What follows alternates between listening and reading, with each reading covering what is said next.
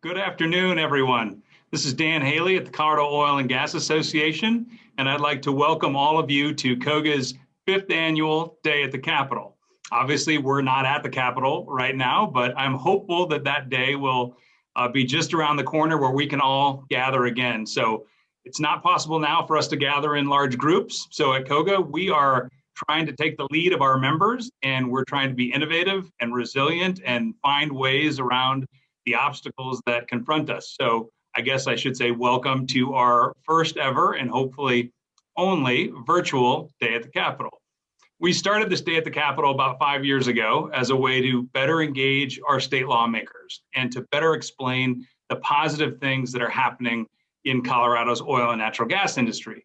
It's also a way to sort of demystify what goes on under the Gold Dome and to make the process and politics more approachable for all of us.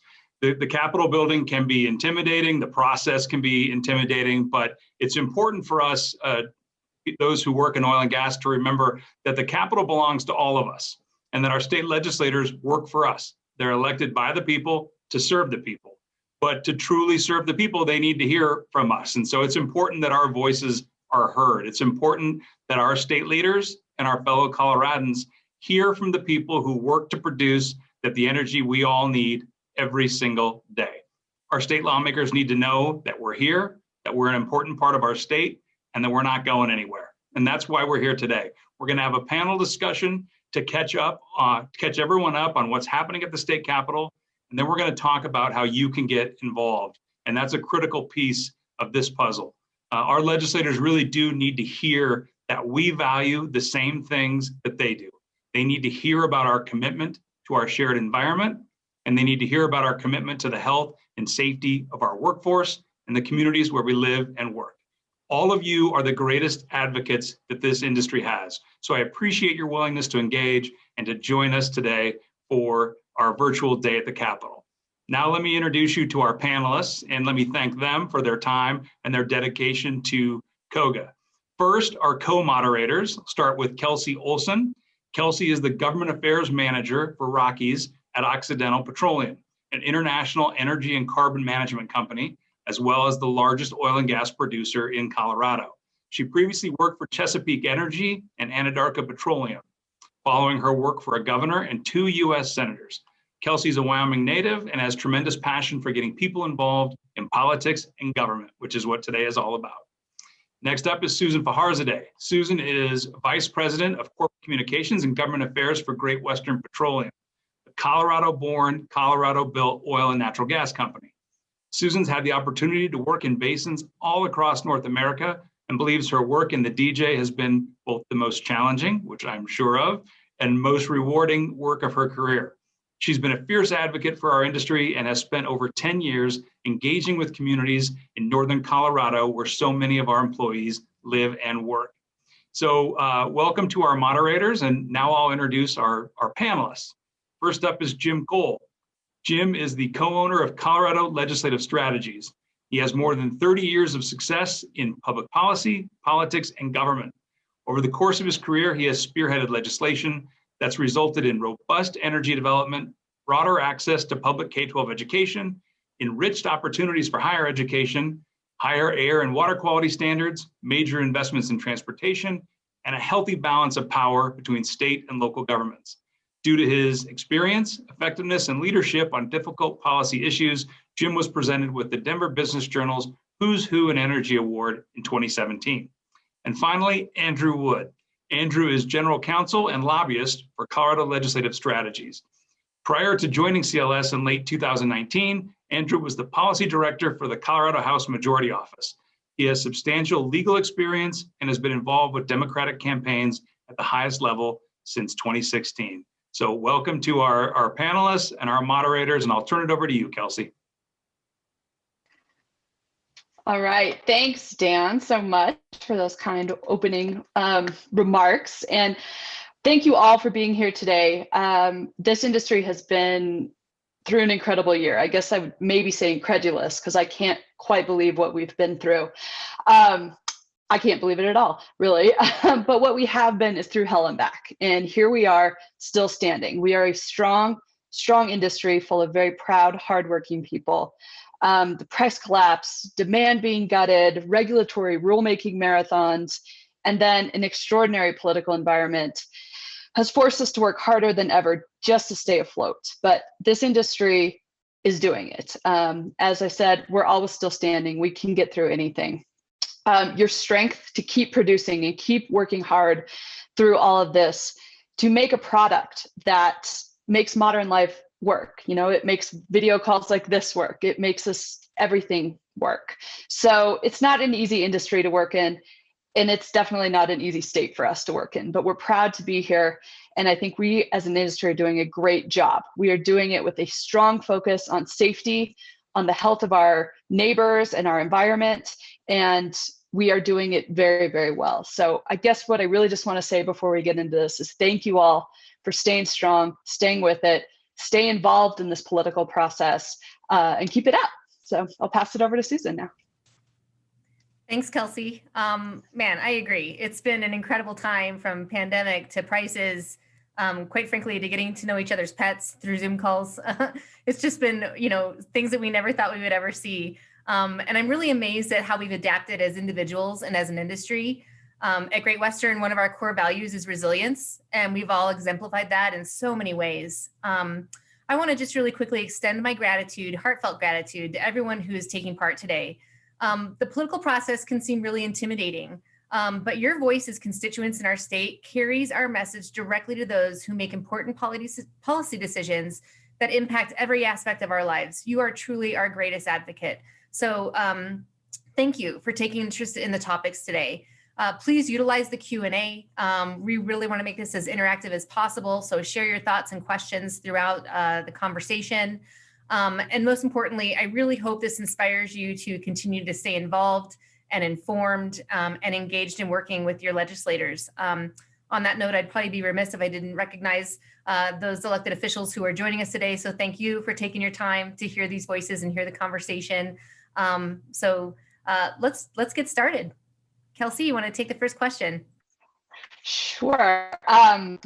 We'll start with Jim and Andrew, who of course are with Colorado Legislative Services. Thank you guys both for being here.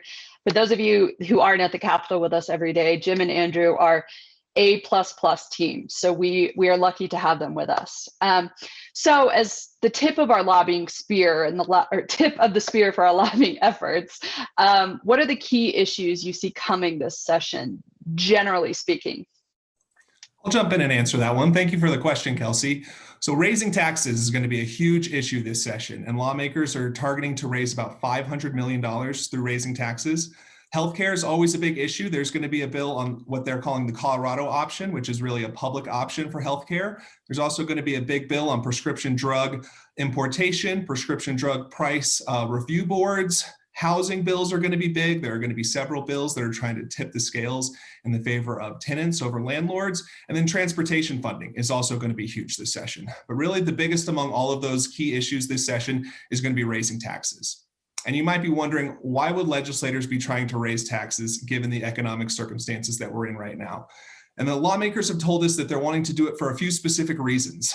First, they want to backfill the hole that they see from the income tax reduction that passed on this past November's ballot. So that's one reason why they're trying to raise new tax revenue. They also want to raise new revenue so that they can raise the earned income tax credit, which is a tax credit that's designed to help the working poor. They also want to make it to where Social Security benefits are not taxed for those recipients. And lastly, they also want to raise a child care tax credit that would also help the working poor. So that's kind of the thinking behind the legislators this year on why they're trying to raise taxes right now. And the idea is really to take those special interest tax breaks, and they think they want to convert those over to general interest kind of tax breaks. And those are going to be some of the biggest issues that we're dealing with this session. All right, how about we jump in then to something, since you guys have a lot on your plate, how about what issues do you think will affect oil and gas specifically? Obviously taxes affects us up and down the line, but are there any other specifics you'd like to mention? Let's take a little bit deeper dive into the tax question, because I think that's going to be the front and center question for oil and gas, the oil and gas industry this year. But before I talk about severance specifically, I want to talk about our tax system. We have a very unique oil and gas tax system nationally. We have a very high local property tax, the ad valorem tax we pay on production, and we have a relatively low severance tax, but it's balanced between the two by a tax credit of 87.5% of whatever we pay locally against what we would otherwise owe the state. I think that this is something that catches the legislators' eyes. They see our low severance tax rate, but don't really feel the high severance tax rate. They are caught to try to raise that because of a unique Supreme Court decision allowing them to get rid of tax credits without raising the rate. They don't have to go to a vote of the people to do that, and at least they think they don't. I guess we'll figure that out if they raise them too high, too much, too fast. But I think that's where they're targeting lowering our tax credit to try to raise around $100 million of the $500 million package that they're looking for. So obviously we have a lot at stake, and we're meeting with legislators. As that bill is introduced, I think we'll be calling on all of you to provide your input about the relative merits of that particular bill. I think I'll just stop there at the risk of boredom about taxes. Nothing can make you yawn faster, but probably is more important to your company's pocketbook than what we pay in severance and ad valorem taxes. Thanks, Jim. And I just want to pause real quick, remind folks to drop your questions into the Q&A. We're monitoring that and looking forward to bringing in your concerns as well. Why don't we talk a little bit about regulations? So we saw the passage of Senate Bill 181 in 2019. 2 years later, we're still going through the rulemaking and the process of implementing all of those recommendations and requirements. And I think, at our company, we're just starting to see the impacts of that. Not only is there permitting slowdown, obviously there's been 2 years of increased scrutiny on permits. If I wanted to look at the bright side, that's allowing us to bring a lot of really cool innovations and be a model for industry. But on the other side, it's really, really slowed down and impacted the industry in the basin to a tremendous extent. And do you think legislators are aware of this impact and the massive amount of work that's being done to adapt? Do you think the administration is communicating with our legislative leaders about these efforts? Just some thoughts on that. Susan, unfortunately, a lot of times legislators are not aware of what happens after they pass a bill. Here at the Capitol, they've got the dome on the top, the gold dome, so they refer to everything happening under the golden dome. But sometimes it's really, in effect, more happens on their ivory tower. They pass a bill, and then after they see it, they really think of that as in the rearview mirror. They see that is in the regulators' hands now. And the legislators often don't know of those impacts that happen from those regulations and the costs that those can have as well. And that's really where you can have the biggest impact, is communicating with your legislators and letting them know the real world impacts of some of these regulations, because oftentimes legislators just move on to the next bill, on to the next topic, and don't really think about those impacts that are coming from the things they passed a year or 2 years ago.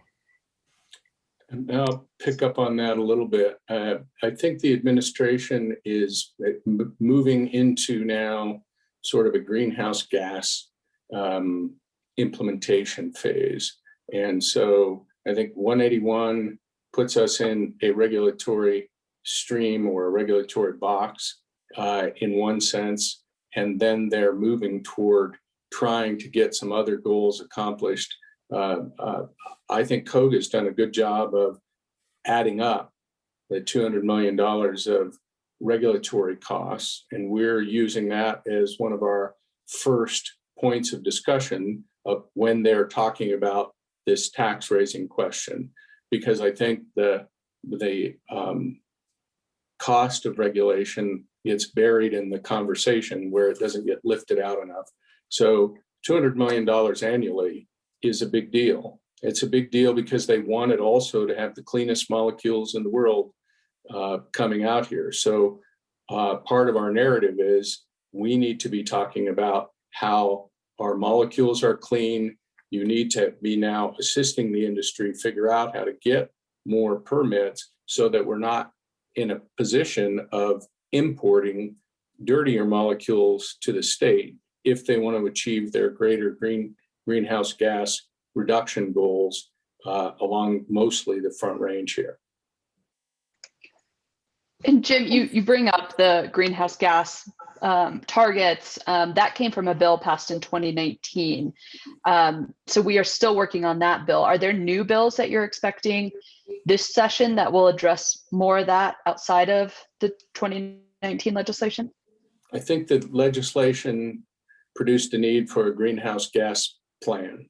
The administration's put that greenhouse gas plan out there, and now bills we'll see will be more of the implementation effect. Electrification of automobiles will be one of those issues.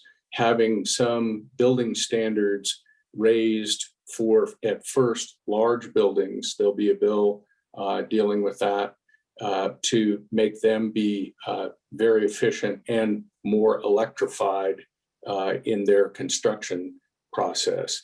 I think that they are, at this point, not entering into mandates, but they're not ready to, as evidenced yesterday with House Bill 1034, which was a bill to allow consumers have the choice of their energy for their housing. That bill died on a party line vote yesterday, but I don't think they're ready to do in reverse to prohibit mandates against natural gas in buildings. So I think that they're going to have to do that a lot in order to meet the greenhouse gas reductions that they want. We also have great data that talks about how low our flaring is and how clean our production is now. So they're actually trying to move more toward the transportation sector and focusing on us a little bit less, I think, statutorily. Transportation now is the biggest component of our greenhouse gas in Colorado. Great, thank you. That's helpful to know since it seems like there's a lot of parallel paths here. Another point, just remember guys, please put your questions into the chat. Otherwise you'll have to listen to Susan and Jim and Andrew and I talk the whole time, and I know you don't want that. So you mentioned a little bit some stuff on transportation too, but are there other curveballs that you're expecting, things that we maybe need to be concerned about that we're not already anticipating? You know, we speculated about some bills that could potentially be coming, potentially a bill to shut down the Suncor plant and to phase out the industry, given the commentary that we've seen from activists and responses from a candidate survey that happened last fall. But none of those bills have been introduced. We haven't seen any drafts yet. And there's a term stakeholding. That's when a legislator who wants to sponsor a bill will bring in a lot of groups who are going to be affected by that bill to really hash it out, get their comments and work to improve the bill. None of those bills have been stakeholded yet at all either. So that's an indication to us that at this relative late point in the session for introduction of bills, that we aren't going to be seeing too many big curveballs other than those key issues we've already talked about. To that, I would add that I have seen a draft of an air toxics bill that I think the Suncor refinery will be very interested in. The metropolitan area has kind of grown up around it. And so when they have upset conditions, there is some concern that their emissions are wafting into some neighborhoods that are probably a mile or more away, but still there's a dynamic tension there. Getting back to, and maybe not curveballs as bills, but curveballs as a different modality. The rural electrics, because they are not gas utilities, are very much interested in going all electrification all the time. And so that's not been they've been sort of willing to accept what's given to them. They are marching down more of a path. And I think that possibly is more about market share issues as they relate to how they buy their electricity. And I think it's going to put a strain on the other utilities, not so much the gas utilities to maintain gas, but also grid electrification. There's been an estimate that to get to the greenhouse gas plan reductions, Xcel Energy would have to increase their grid capacity by 300% by 2050. So that, in terms of utility timescale, is a really tight timeline given what they would have to do.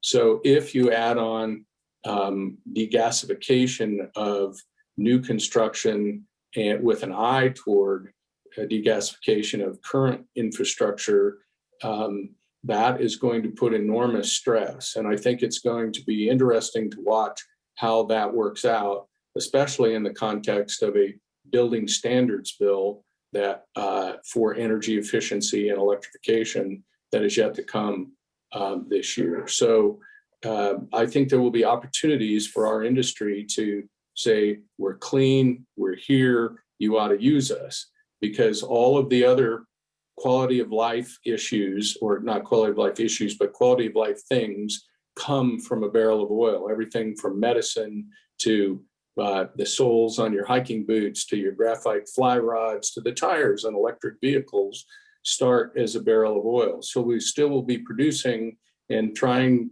to wipe out gas in heating at the same time needing these other things. Right now, it's a beer commercial, great taste, less filling.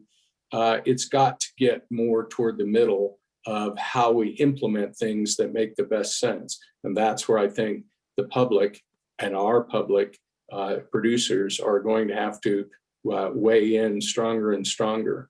I will say in the committee hearing yesterday, one of the strongest bits of testimony in support of that bill was someone who got on of her own volition, identified herself as someone who now is working 3 jobs and had a husband in the oil and gas industry, and the need for having choice in what energy was very important. She gave very emotional testimony, and even though it was like this, remote, she was the one witness that legislators really paid attention to.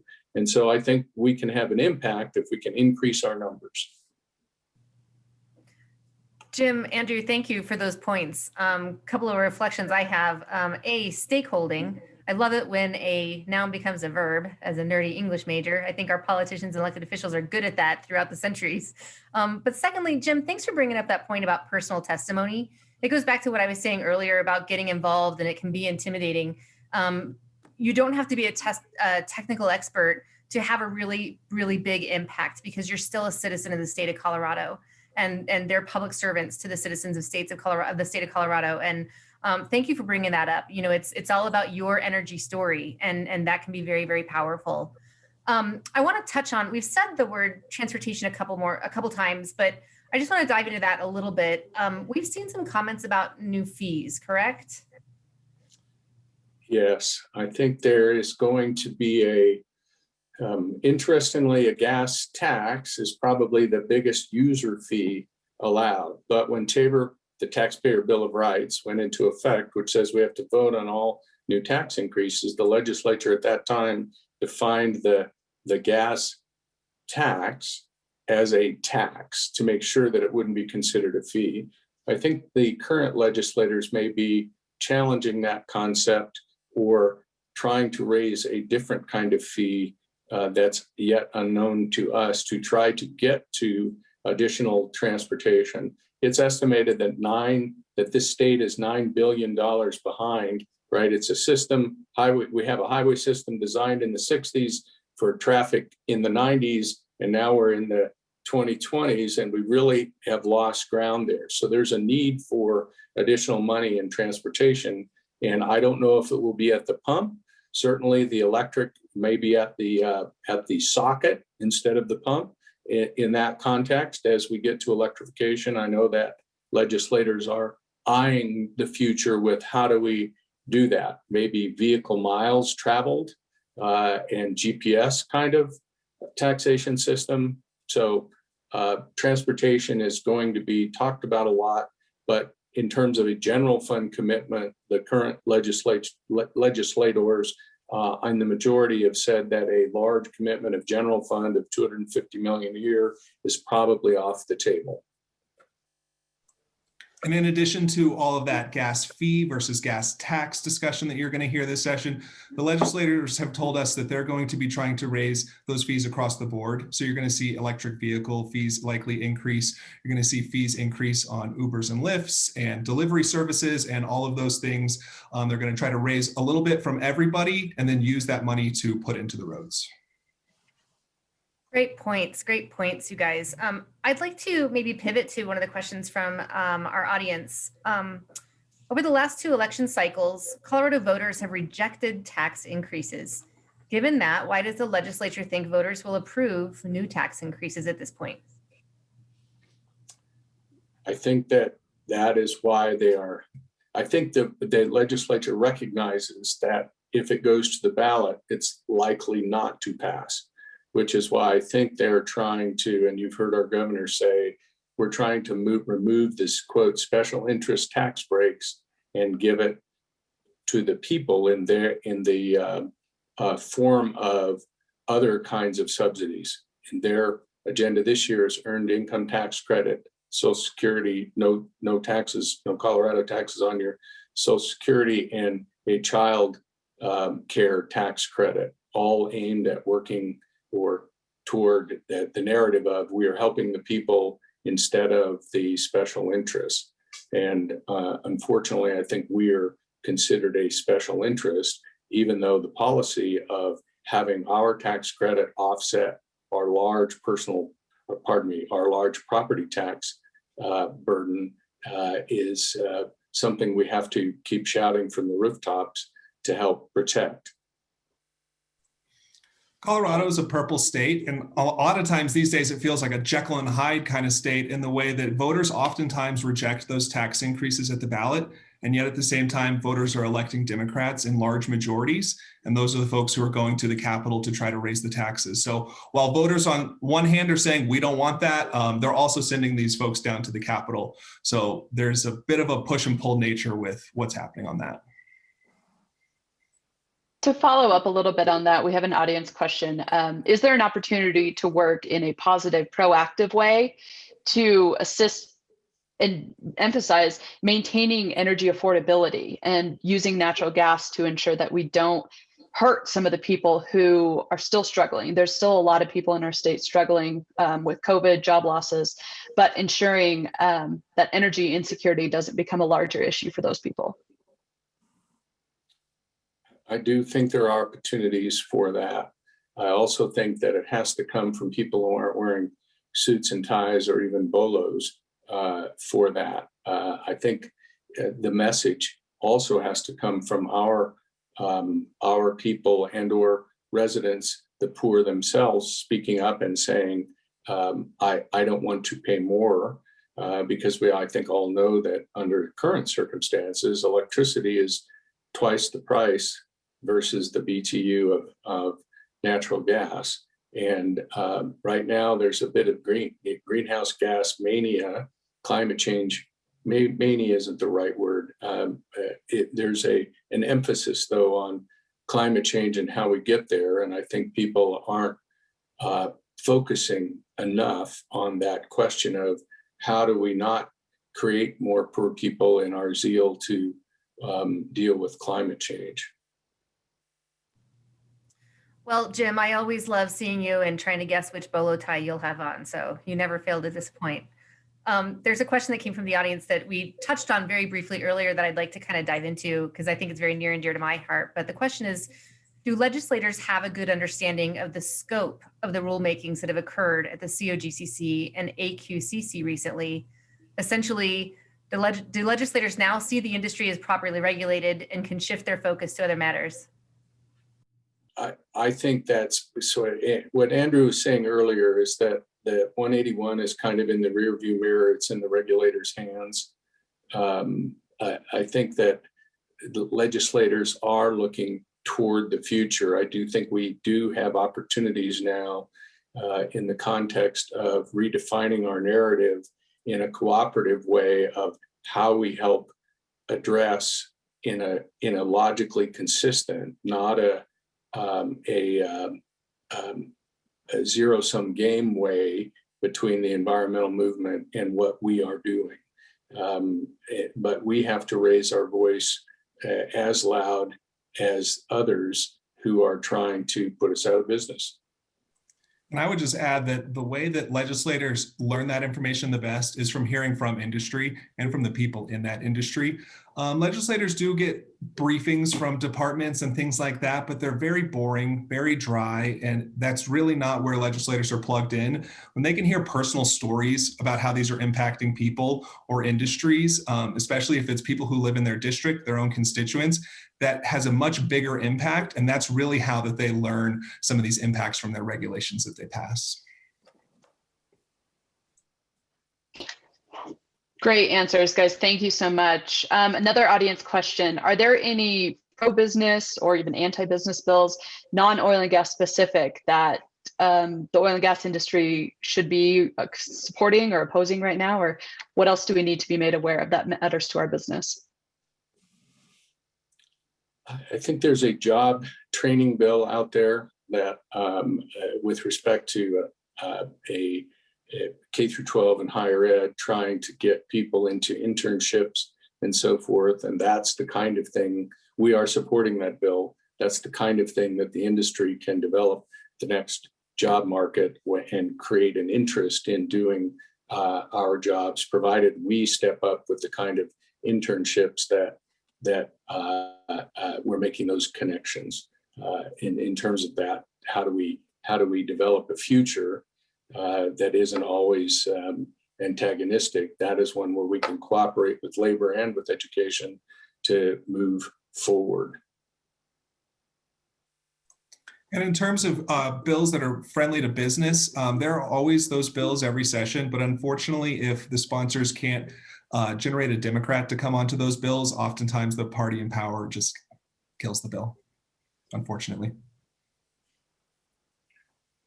Thanks, you guys. Really appreciate that feedback. Here's a fun question that I think we could give some good advice to our listeners, our audience. Do emails to our state legislators actually get to them, or phone calls? You know, honestly, it could seem a bit awkward to call them up and give them a piece of your mind. What advice do you have on how to do that? Go ahead, Andrew. I'll jump in. Emails and phone calls absolutely get to them. And especially if you're a constituent in their district, that is definitely something that the legislator will ultimately see. They have a staff that will filter through those sometimes, but if you live in their district and you call or email them, oftentimes you can get directly to the legislator themselves. You know, these people aren't like, U.S. House and Senate members in Washington with big staffs. Oftentimes they have one legislative aide who just works a few hours a week. So oftentimes if you call the office, you might be surprised that the legislator just answers the phone. So absolutely engage. You'd be incredibly surprised at how accessible they are and how much they want to hear from you as well and really want to engage with you. I think a little bit later in this presentation, we are going to be shown sort of how to click through websites to get their phone numbers, get their email addresses, and so forth. I will say that if they get 2 calls, it's moderately interesting. If they get 5 calls, their eyebrows go up. If they get 10 calls, it's an issue, and they start paying attention to it. So it doesn't take hundreds of calls, especially if at least half of those calls are from their constituents, their in-district constituents. Then it's an issue they have to start to pay attention to. So with relatively small numbers, paying attention and calling in, you can make a difference in any bill or an attitude about how they should be approaching our energy issues. I'll add on to that. I recently had a meeting with a senator, and he said, "Oh, I remember getting a couple emails from some people at Occidental on HB 1421. He knew exactly the company you guys were from. He knew exactly the issue. They remember. They care about what your thoughts are as a constituent." So Jim and Andrew are right on the nose with that. One other question I think we want to get into a little bit is how is the federal money, possibly from a stimulus plan, going to play into the budget situation this year? quickly, as quickly as you can on budget issues. I think there is rumored to be $5 billion of federal stimulus money if this current bill passes to add to what the state's already gotten. 100 million in direct allocation to various groups, higher education, so forth. 4 billion is basically going to be given to the state. I think it will funnel through the governor first and help meet priorities. That's going to be one-time money. So they're going to be, the Joint Budget Committee is going to be very careful about building that into the base because they will not have it the following year to spend. So it might be used for things like buying down the, they call it the BS factor, the negative factor for K through 12, and getting that lower.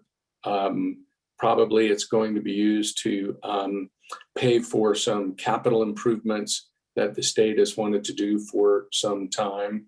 I think it will go toward helping the healthcare system meet the final sort of vaccination rollout and making sure that we are keeping on target and making sure we are maintaining a healthy pace. Colorado has done a pretty good job with our infection rates. Andrew, do you have any other thoughts of where the money might go?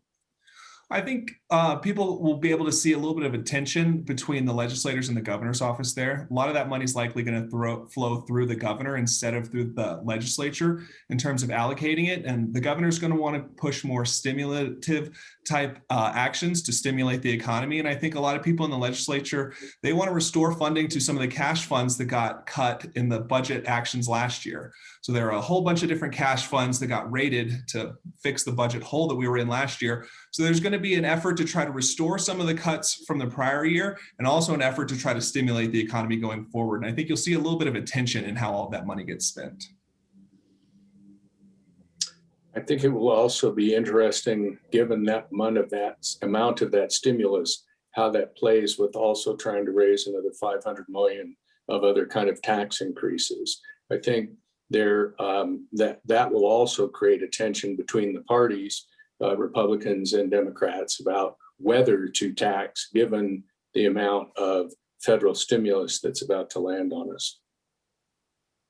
So Jim, Andrew, one more question, then we'll kind of shift. But, you know, there's all these conversations out there about the impacts of COVID and, you know, money coming from the Fed, which, you know, I guess they print it there, so it's easy to send it out to the states. But how can our folks in our industry get out there and say, hey, we have incredible, diverse, shovel-ready jobs for people of all different levels of education, and that's going to stimulate tax revenue, and it's going to get people back to work. So, you know, help us do this and help us collaborate. Is there an angle to get in there and say, you know, don't put out of industry something that can really be a vital, important part of our state's recovery? Because not all states have this great basin under their feet and this great opportunity to put people to work. What are your thoughts on that message? It's a great message. And I think that the way that might materialize itself is as the severance tax increase bill goes forward, talking about those jobs in the context of, if our companies are paying more to the state, that's less to pay to the workers, right? So that is a little bit of a zero-sum game there. And of course, there's lots of price dependency on what that is. But I think with our 9,000 people that have been laid off since COVID began and we had the price shock, asking for an opportunity to rebuild in a way that meets our regulatory regime and produces these clean molecules and helps our businesses thrive is a message that, again, we might be able to put forward in the context of the severance tax bill. And I would add that jobs is really a message that cuts through and really impacts Democratic legislators.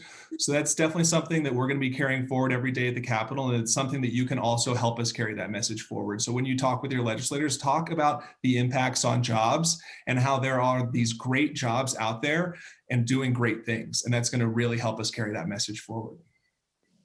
Andrew, following up on that. Oh, sorry, Susan. No, I was just going to say before we, I think that workforce diversity, because oil and gas has, as such great, I mean, the average, oil and gas company, only about 50% have a post high school education, because we've got so many skilled workers in the field. And to me, I think that's something that definitely crosses party lines. It's just straight up opportunity for a really diverse working base.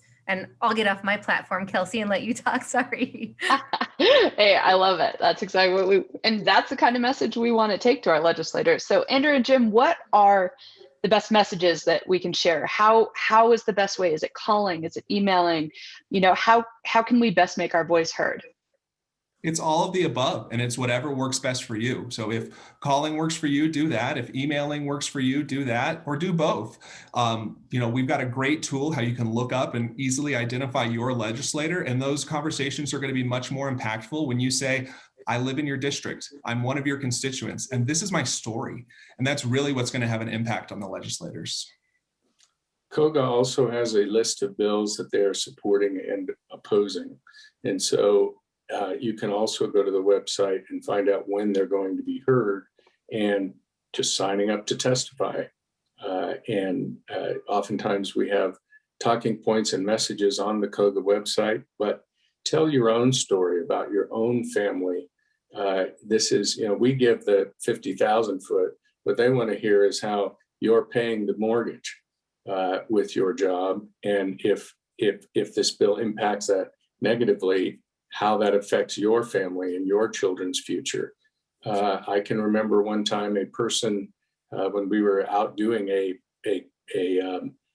field visit in the town of Parachute, the legislators were, and people came in and said, I used to travel 4 hours a day in my commute up valley to be a construction worker in Vail. Now I'm working in the oil and gas industry. I'm home at night. I'm their soccer coach. I'm the umpire at the Little League game. I have a family life. And the room was silent after that kind of testimony, because that's impactful, right? We were helping people move forward with their lives and their education and their kids' education. Before I toss it over to Scott, Jim, I'll add to that. I've heard some really heart-wrenching testimony from second, third, fourth generation Coloradans who say, I can't imagine raising my family anywhere else, but the oil and gas industry is how I do that, right? And those are really, really incredible stories. And it goes back to what we were saying earlier about you don't have to be a subject matter expert or a technical person or a particularly eloquent speaker. You just need to share your story, and that's what it's all about. So thanks for reminding folks of that. All right. Well, I'm going to jump in now. My name is Scott Prestidge. I'm the Director of Communications and Public Affairs for COGA. And I want to share a tool for you all so that you can do just that. Everything that we've just been talking about, sharing your story. There is a simple tool on our website. If you go to coga.org, there's a number of things that you can do, but under the policy section, there is a page that's identified as Take Action. Simply click on that Take Action page, and it will take you to our tool that you will see here. And if you just scroll a little bit down on the right-hand side, you see Find Officials. And it's very simple. Just type in your zip code and then enter your address. And I'm entering the COGA address right here, and then hit enter. And what comes up is your list of elected officials. So from this point, you just scroll down at the bottom of the state officials section, click on your state senator and your state representative, and compose message. It's really that simple. You'll be able to enter a subject, the body of the message, and then at the end, your information, and send that message straight to them. So again, keeping messages personal is really important. I think it's also really important to keep them polite and thoughtful. It's not something we've stressed a lot here today, but it is a very important part of your story, is that if you are respectful and if you are thoughtful, 9 times out of 10, your legislator is going to be very responsive to you. So what we're excited about in hosting this virtual COGA Day at the Capitol, we had 130 registered attendees sign up. After we're done here, which we're about to wrap up, you're going to receive an email. That email is going to include the instructions and how to do what I just walked through here in a matter of seconds. And it will include some information, some environmental information, jobs information, etc., allowing you to just to have some additional resources when you craft your story, when you craft your message. But again, to Kelsey's point, Susan's point, Andrew and Jim's point, keep it personal. Your story matters to your individual legislator. So as we, take that next step, and as you receive that email, I just want to say thank you. Thank you to everybody who has participated here today, who is willing to sign in, watch us for the past 48 minutes, and learn some information, hopefully that's been useful to you in general. So we're going to record this. We have been recording this. We're going to share this as well. And if you want to share that and send that to your coworkers, to your friends, to your family, we'll also encourage you to do that. Finally, I just want to thank our panelists, Susan, Kelsey, Andrew, Jim. You guys have been fantastic. It's been very informative and very grateful for all of you. So with that, thank you. And we'll wrap. And if you have any questions whatsoever, please feel free to reach out to COGA. We are a resource. We want to be a resource for you. So thank you.